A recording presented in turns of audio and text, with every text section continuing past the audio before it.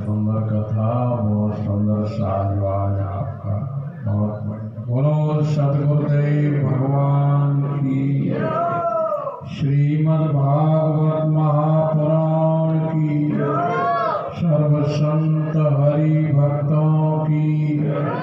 हर हर महादेव, हर हर महादेव, हर हर Mahadev. Mic का मैंने बाहर जाकर के सुना, एक एक शब्द बहुत सुंदर निकाल रहा है।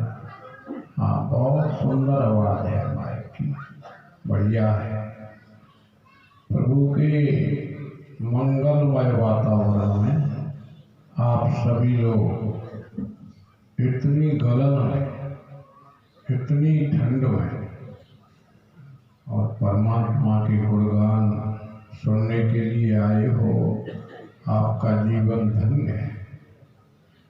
हाँ, हे उमा, हे पार्वती, वह जगत पूज्य सुपनीत है, परम पवित्र है, जो भगवान की कथाएं सुनता है, उससे बड़ा कोई नहीं है। हे पार्वती, वो जगत पूज्य सुपुनीत, पुनीत है, पावन है, पवित्र है, ज्ञानवान है, भक्तिवान है, वही सब कुछ है।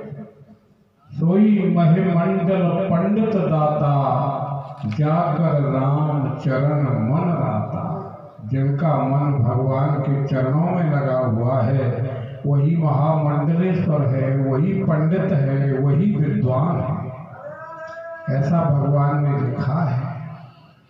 हाँ, ये तो बहुत ही गलन है आज विशेष, और आप लोगों को कोई परवाह नहीं है। भगवान के प्यारे कब देखते हैं, गर्मी सर्दी।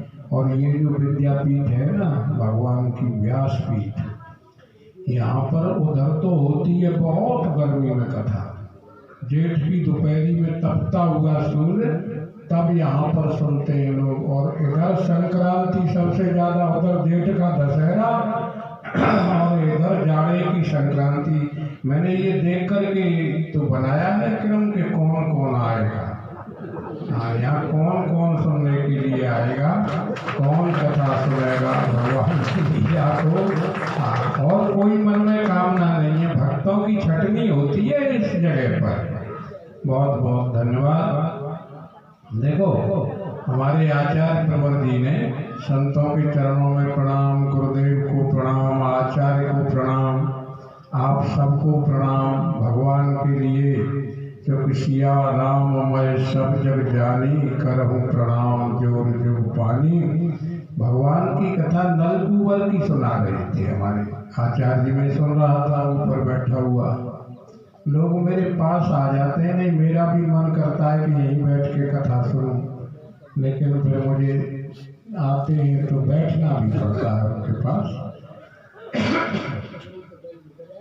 नलकुंवर धनाक्ष कुमेर के पुत्र हैं। बहुत 5 मिनट में इसमें सुन लूंगा। धनाक्ष कुमेर के पुत्र हैं। कुमेर भगवान शंकर का दास है, भगवान शंकर की सेवा करता है, और भगवान शंकर ने इसे देख करके अच्छा ऐसे धनाक्ष कुमेर बना दिया, यानी तुम धन के मालिक हो। अब धन का मालिक भगवान शंकर जी ने इन्हें बना दिया, तो वो तो ठीक रहे। उसने तो तपस्या करके धन प्राप्त किया भगवान शंकर से, लेकिन उसके बेटा तो बिना ही तपस्या के तो हुए थे। उनको बड़ा धन रखा मिला, उन्होंने कहा भाई ये तो दुरुपयोग करने लगे।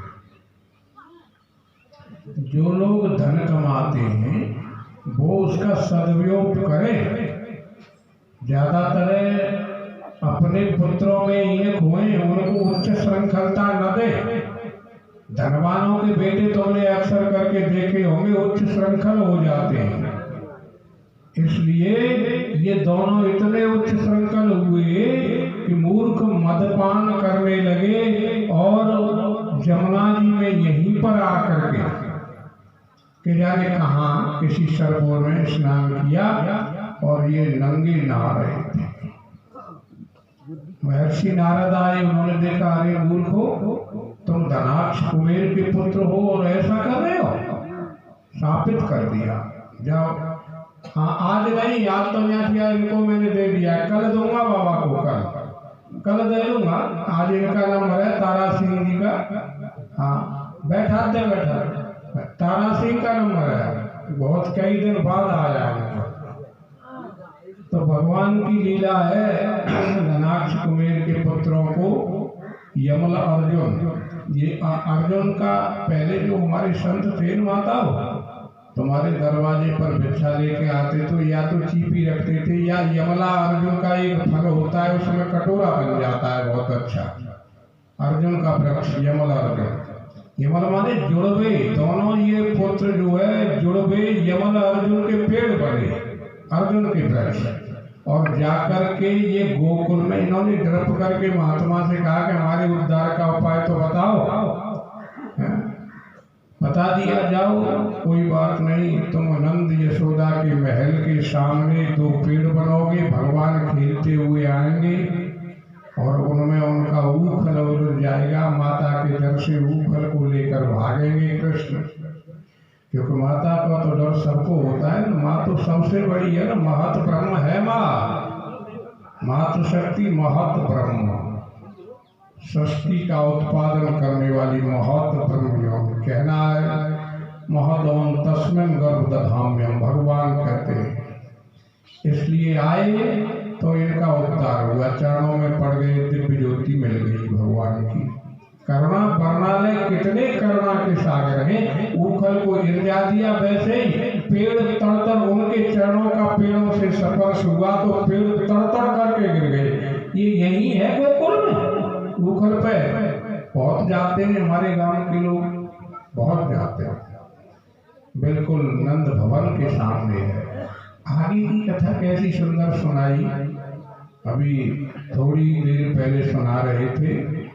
अभी आचार्य जी 11वें अध्याय में पहुंचे, 11 अध्याय गोकुल से वृंदावन जाना और वहां पर वत्सासुर और बकासुर का उद्धार करना।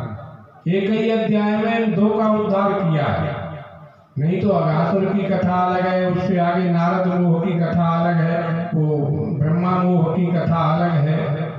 लेकिन यहाँ पर दोनों को क्यों लिया गया है, तात्पर्य क्या है? श्रीमद् भागवत निगम कल्प तरोर गलतम फलम सुख मुखोदमृत संयुतम पिबत भागवतम रसमालयम मोहनहो रसिका भूमि भावुका।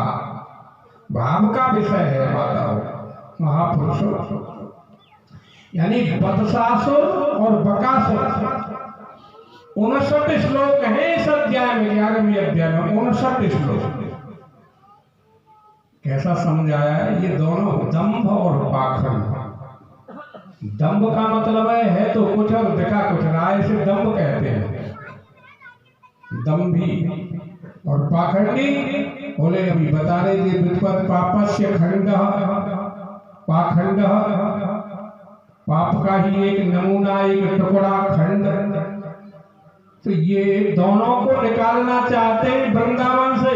वृंदावन में तो खुशबू है ना, वृंदावन पहुंचे ना गोकुल से, तो वृंदायाम यौवनः यस्य स वृंदावनम, जहाँ तुलसी के पौधे हैं, सुगंधी है, वहां पर दंभ और पाखंड कैसे रह सकते हैं? रामायुध अंकित ग्रह शोभा भरनी न जाए और नव तुलसी के वृंद कहाँ देख हर्ष कर। वहां तो तुलसी के पौधे हैं, बता रहे थे आचार्य जी, मैंने लगाए तो बहुत थे, लेकिन जब काम चलो तो वहां उजड़ गए। नहीं, चारों ओर तुलसी लगाने का बड़ा शौक है, मैं खाता भी हूँ सुबह तुलसी के पत्ते, और आप सबको खाने चाहिए चाय में, वैसे बहुत फायदा महौस भी है। तो देखा गए हैं वृंदावन में तो पाखंड को और दंभ को निकाल दिया, दोनों को मार दिया कृष्ण ने। 59 श्लोकों में कथा है गोकुल से वृंदावन जाना, वत्सासुर और बकासुर। आगे अघासुर की कैसी सुंदर कथा बना रहे थे, ये तो पापी अजगर का रूप बना करके आ गया, मत कोई गुफाएं में फाड़ दिया, सबको घुसा लिया। अघासुर 44 श्लोक है इस अध्याय में, बहुत ही विचित्र तरीका से समझाया है। मैंने अंशुमान के गांव में, आचार्य के गांव में एक कथा कही थी 7 दिन, रूप सिंह प्रधान ने। तो मेरी स्पीड बहुत तेज थी और 7 दिन में मैंने ये अंदाज लगाया था कि इतनी श्लोकबद्ध कथा की थी। वहाँ के सुनने वाले यही कहते, स्वामी जी बहुत तगड़ी स्पीड से कह रहे हो, और भाई ये तो बहुत, कोई बात नहीं, आप स्पीड से सुनो, धीमी गति से भी बहुत कथाएं सुनी है, तो इसके लिए टाइम चाहिए। इसलिए मैंने 10 दिन दिए पूरे 10 अध्यायों का, फिर भी चलती नहीं है ना। यदि उसकी व्युत्पत्ति करो, अच्छे अर्थ बनाओ, तो भाई बात फिर बहुत देर हो जाती है ना। उसमें समझाने की खूब कोशिश हो रही है, और आगे फिर थोड़ा स्पीड बढ़ाएंगे आचार्य जी, थोड़ी स्पीड बढ़ानी पड़ेगी। 90 अध्याय ये तो होना ही चाहिए, 11वां 12वां रह जाए कोई बात नहीं, लेकिन 90 अध्यायों की कथा धीरे धीरे फिर सूक्ष्म गति से भी कुछ चलाएं, और जो जहाँ पर अच्छी ज़्यादा कथाएं हैं, अच्छी तो सब हैं, उनको और ज़्यादा समझाएं। आगे इसमें 44 श्लोकों में अघासुर यानी पाप को निकाला है। 44 का मतलब क्या है? 4 और 4 यानी बराबर कर दिया, पाप को हटा दिया। अघासुर पाखंड और दम्भ को हटाया, और अघासुर माने पाप को बराबर कर दिया। हटाओ, हटो तुम भी। इसलिए 44 श्लोक, एक एक अध्याय के जितने भी श्लोक हैं उनका बहुत बड़ा महत्व है। मैंने जिन लोगों को जितना भी कुछ बताया है, मेरे पास आए 10 दिन 1 दिन सुना है, तो पहले मेरा मन था, होता था कि पहले ये याद करो, क्या? विषय सूची। विषय सूची जिसने याद कर ली है, विषय सूची जिस महापुरुष ने जिस ग्रंथ की याद कर ली, उस पर जल्दी कथा आ जाएगी, उसे चस्का हो जाएगा।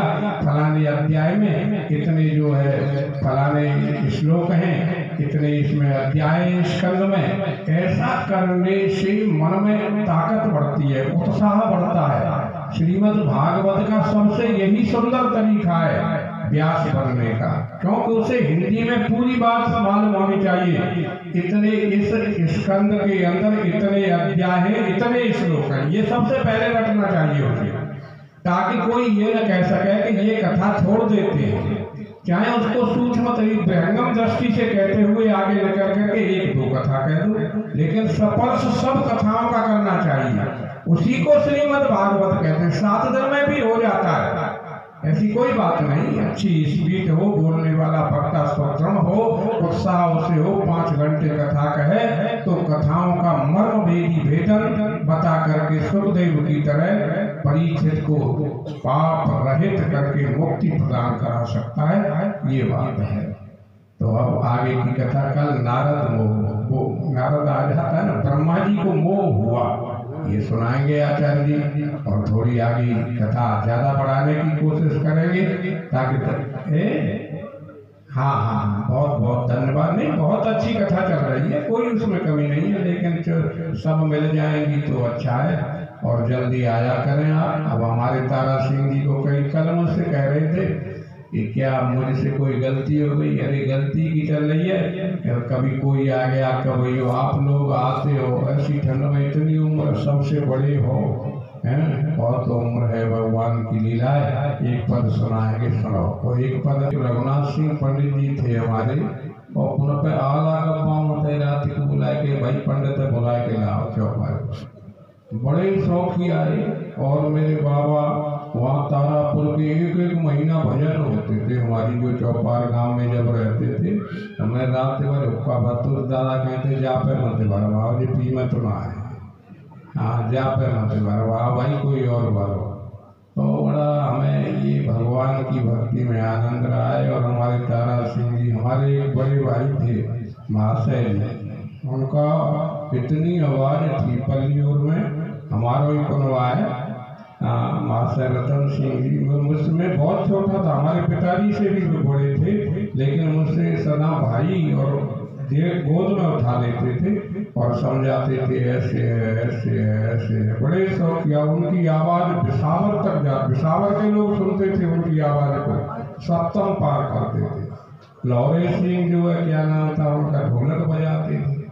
हाँ, जाति के तो बेटे ठाकुर नहीं, लेकिन बड़े लौरे को नाम हमारा गांव शौकिया रहा है इस बात में।